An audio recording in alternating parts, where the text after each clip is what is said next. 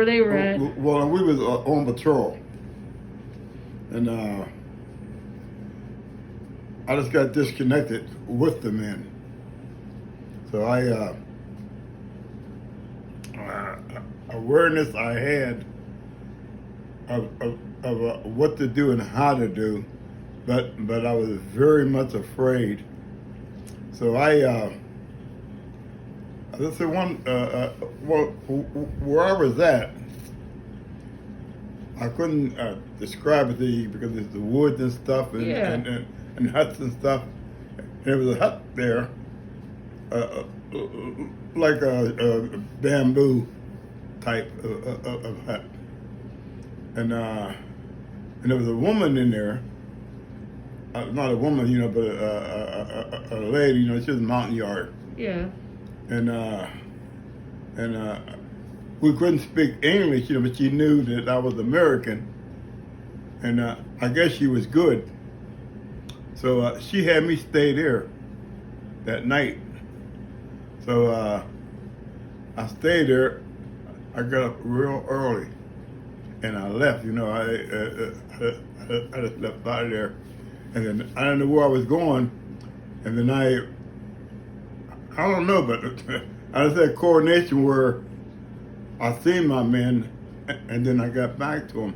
But now they didn't know where I was at, and then I never told anybody, that I stayed at a certain place, because my commander would probably say, "What you doing staying there? You don't know if it's a Vietnamese or Viet Cong or whatever, Yep.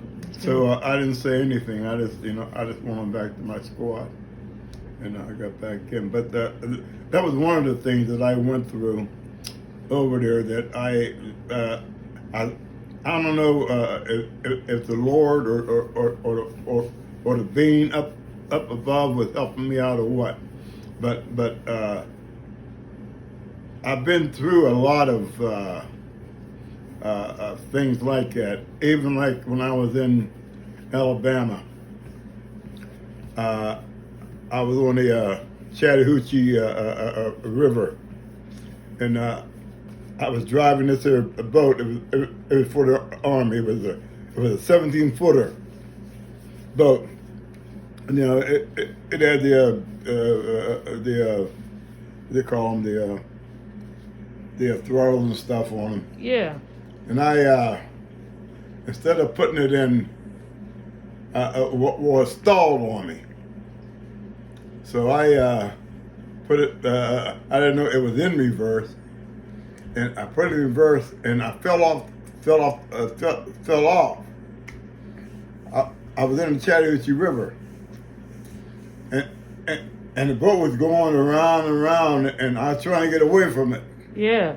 Man, I was scared. Was it going to pull you under? Yeah, and then I had everything on, and then I don't know, but they got me out, but it was just so weird when I fell in. But I almost died there, Tammy.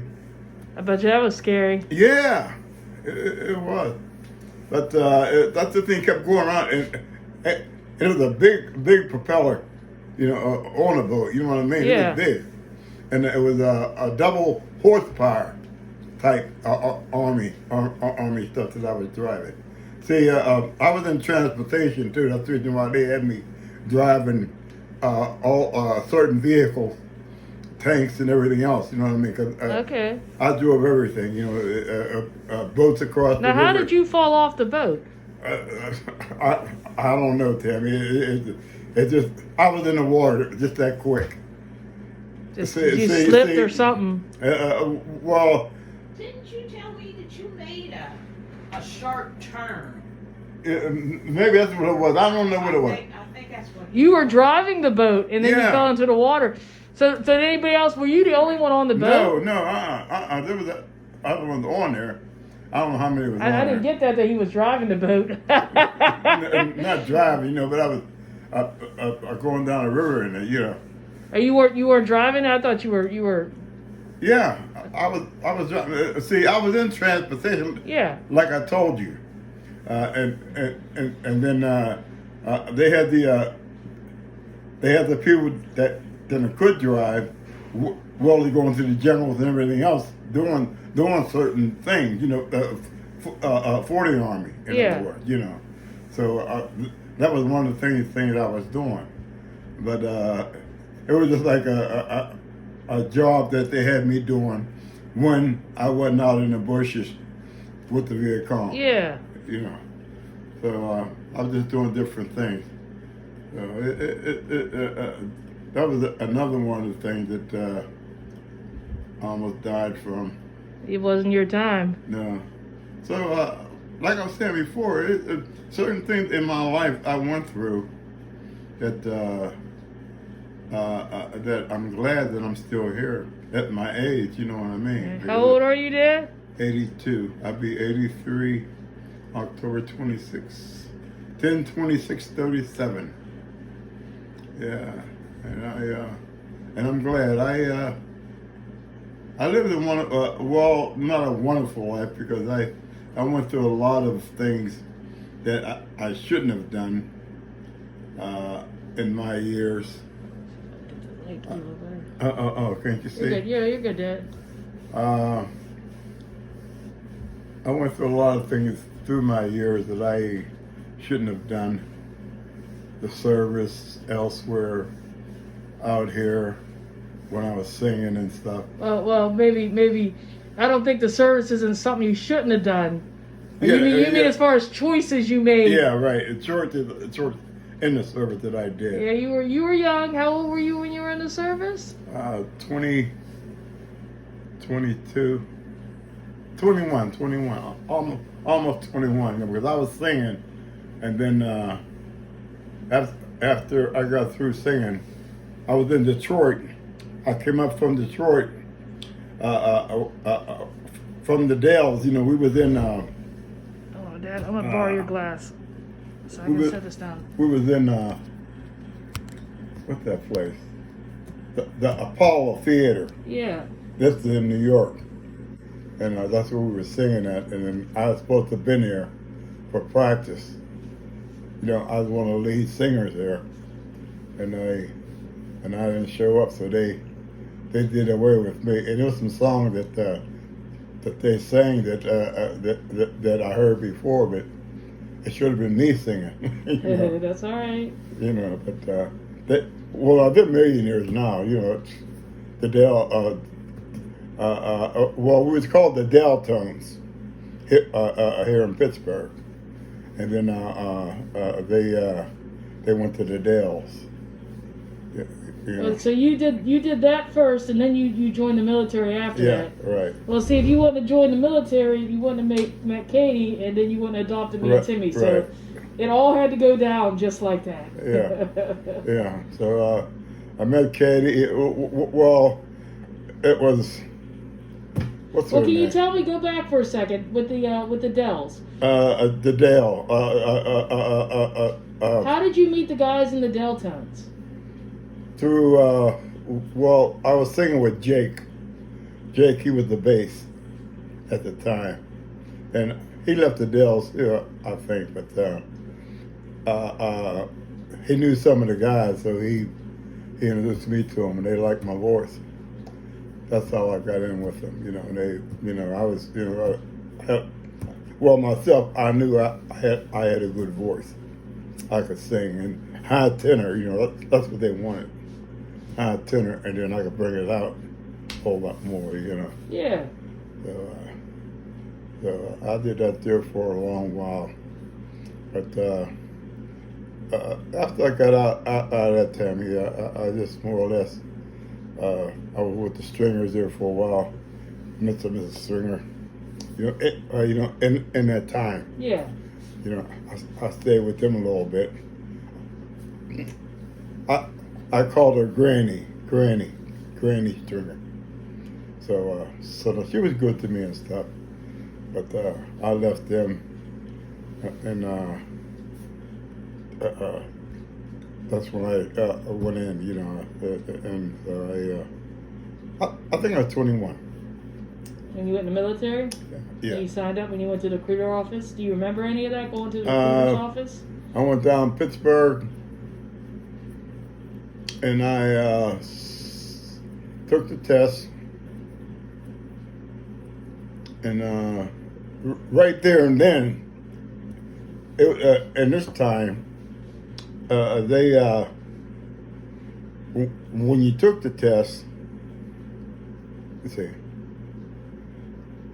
you had to wait there, and it came back, and whoever passed, they told you right then. Okay. I don't know. This was like in 57, 58? Yeah.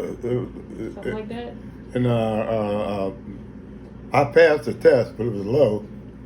You know, because of my grades. You know, I didn't finish school then. Yeah. What grade did you stop at? 10th grade. Okay. So I. Tell your grandkids to stay in school. Hmm? Tell your grandkids to stay in school. Oh yeah, all my grandkids and my great grandkids. Be aware that the knowledge that you maintain is going to help you through your life. It's going to regulate different things that you want to do, your potentials that you think you have, and the other things. There is a lot of obstacles going through things that you want, but you got to sacrifice some time for a lot of things that you want positive. And the easiest thing to do is to at least finish high school. Anything like me, I didn't finish, but I finished in the service. I got my GED There you go. in the service, and I got my knowledge from there, growing up through society, different stages of life, seeing things, and my knowledge got greater. So school helps you out a lot. So finish high school at least, and if you can, go into some type of tech school. If you don't want to, if you don't want to go to college. Okay. Well, Dan, I'm going to go back to when you said back to the recruiting office. You got a low score, but you passed. Yeah. Okay. So I went back home, and back to Granny's, and I told them I joined up. She said, "Did you?"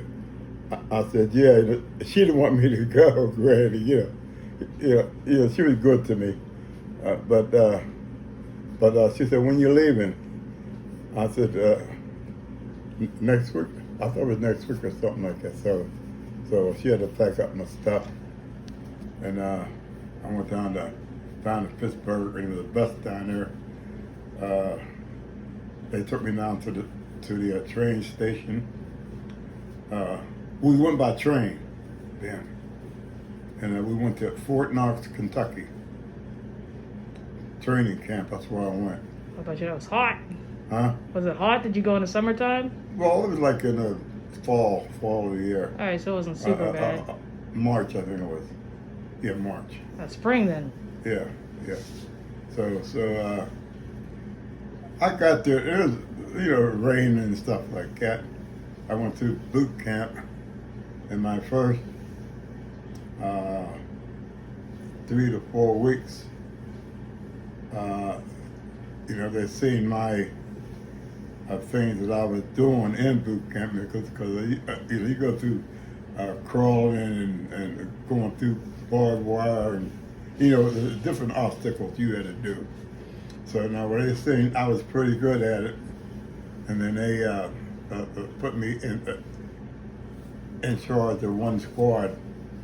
Not one squad, but a guy that I could help out, and I was in charge of them, and I had to make sure that they were doing things right when they were going through boot camp.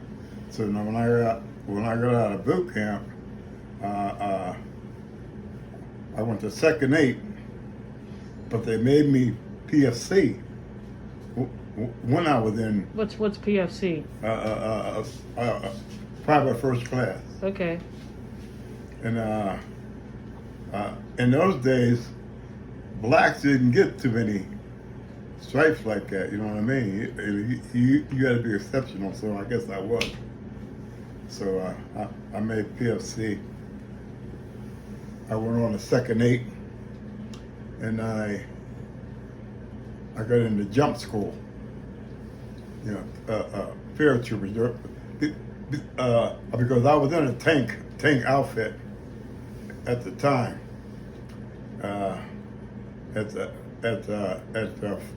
At the Fort Knox, Kentucky, and that was the 4th Armor Division there in Kentucky.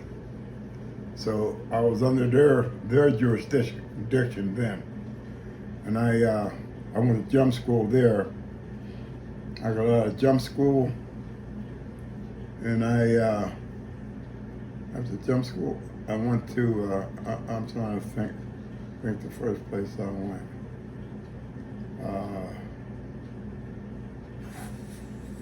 Let's see, was it Fort Knox? No, I mean, was it? Was it D.C. or Washington or Seattle? No, that's where I met Liddell, my first wife. You know, I was married before Katie. Yeah. But I went to Missouri. Okay. And I was there. I was E4 at the time, which is a corporal. What was the base in Missouri? Do you know? Fort Lewis, Okay. Missouri. I was there, and I was in transportation. I was in transportation also. So they had me there. So, see, my knowledge and my scores on my tests, I could do different things. This is the reason why the Army had me going to different facilities through my career. Like a jack of all trades almost. Yeah. So I was in transportation there. While I was there, I was a skating instructor. Well, I made sergeant there. I made E5. Buck sergeant, they call him.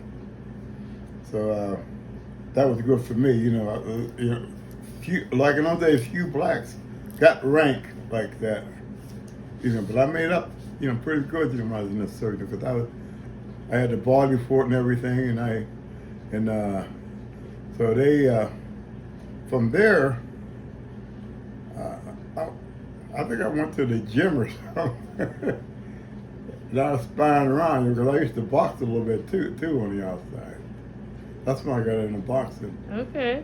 You know, I was boxing on the outside, but I didn't stay in that either. You know, but I was good enough to stay in. You know, because I had fast hands. You know, I was real quick, and they liked that. So they had me doing that just so. When I went to Germany, I was boxing over there. Plus, I was singing over there. Tammy, I was doing. Dad, so it sounds the military was a good experience for you, Dad. You got to explore a lot of your talents. Yeah. You got to, and you were a young man, so you had all the energy in the world, and Right. and they were training you to do something. You know what I mean? And you felt. Obviously, you thrived in that environment with the structure. You're and the Army paid for it, you know, because I traveled a lot, and I jumped out of the plane and everything. I boxed. So I'm not gonna go through the detail of boxing and stuff, but I did that, and I fought a couple people, and it's one guy that fought Cassius Clay. He was welterweight at the time. I was welterweight, 147 pounds I weighed. I was fast though, but I boxed this guy that he was the sparring partner of Cassius Clay. Oh, wow. Yeah, but he it wasn't his regular sparring partner because he was lighter. Yeah. But he gained weight afterwards. Yeah. So I fought him. I beat him. And then in Germany, when I was in Germany, they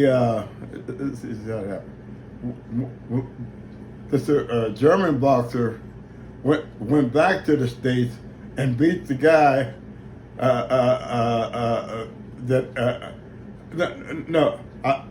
I lost him, but he went back to the States and he fought him and he beat him. I just said German. Yeah.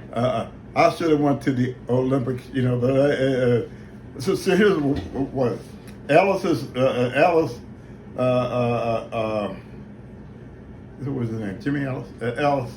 He he was the one that I fought. Okay. He he was a little bit younger than me, but it wasn't a split decision, but they give it to him. So I went to Germany, and I fought this here German boxer. He went back to the States. He fought Ellis and he beat him. But he was the one that went to the Olympics. Oh, did he would go to the Olympics for Germany, or was he in? This for the world, I guess. Olympics. Okay. So I lost. I was that good, Tammy. Yeah, I believe you. Yeah. I'll show you did. But Dad, I got my hands are getting tired from holding this up. So we're gonna go ahead. If you want to do the singing, Huh? I'll get that set up. If you want to do the singing, so if you want to, Okay. I don't know, just give everybody and I love you and Everybody, I want you to know that these are some of the things I stutter a lot. I can't help out there. That's through life, through the boxing and everything else, and all the turmoil that I went through my life. But I just want you to know that I love you all. Wish you well. All my grandkids, and my daughters, and my sons. Timmy and Tammy were my first that I had, and then I married Katie. Jared and Troy came along. My oldest son died from an overdose. That's another thing, kids, I want you to know. Drugs is bad. I did drugs myself. I know what it consists of. And my wife that I'm married to now, she's the one that actually helped me to get off smoking, drinking, and things like that. I drink occasionally, but not that much. Maybe a beer once in a while. But I got off all that stuff, which is bad. And you're a better person for it now. And I'm a better person, and I go to church regularly. Our church right now are going into the virus stage. I don't go to church too much, but now we have services over the TV where I listen to, and they have sermons on the TV where I can watch and stuff like that. So that's just to go for my mind, to keep me in shape there, and my wife too. She enjoys it. So we go through that, and my wife's the kids, they're beautiful. All of them are her sons, her granddaughters, her grandsons. They're good people. Yeah, good people. So. All right, Dad. Like I said, my arms are getting tired from holding this up. Okay, all so right. I just want you all to know that I love you all. Wish you well. I got a song I'm going to sing to let you know I was talented in that way too. I can't show you how I box. I'm too old for that. right. We'll play around with that. But all right, Dad. Thank you. Okay.